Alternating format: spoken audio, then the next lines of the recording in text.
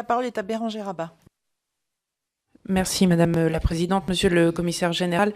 L'Agence nationale de cohésion des territoires doit intégrer plusieurs agences existantes dans une logique de guichet unique sur tous les sujets qui touchent à la cohésion, notamment la couverture numérique, l'accès aux soins, la rénovation urbaine, la restructuration des espaces commerciaux et autres.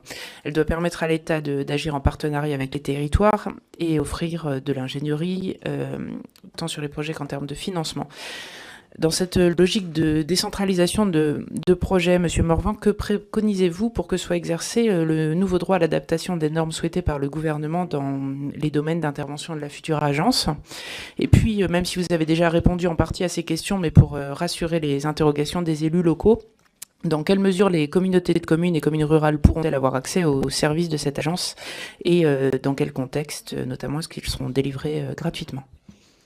Alors, sur le droit à l'adaptation des normes, je me suis exprimé juste avant. Oui, ce qui est sûr par contre, ce que moi j'avais écrit dans le rapport, c'est qu'il faut réfléchir, je ne sais pas si c'est simple à faire, à la capacité qu'on peut avoir sur ces territoires de projet NCT, d'avoir des procédures qui respectent évidemment toutes les opinions, toutes les interventions, mais qui soient plus simple que ce qu'on a parfois lorsqu'on veut mettre en place un projet et la durée que ça peut prendre entre le moment où on prend le projet et le moment où il aboutit.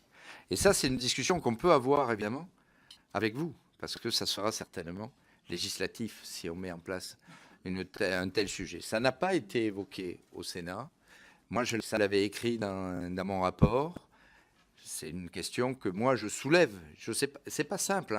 Je n'ai pas dit que c'était simple. Il faut faire attention aux dérogations qu'il peut y avoir.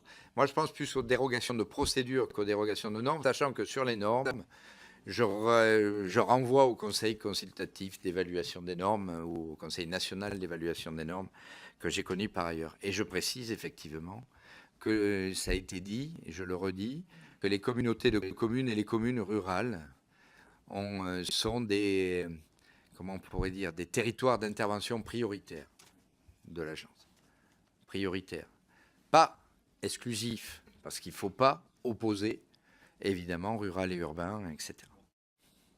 L'intervention de l'agence en elle-même sera évidemment non rémunérée, gratuite, si j'ose dire. Par contre, il existe certains cas où il est possible, pour les pareils cas, de faire rémunérer son intervention lorsqu'ils entrent dans des opérations de commercialisation de baux commerciaux.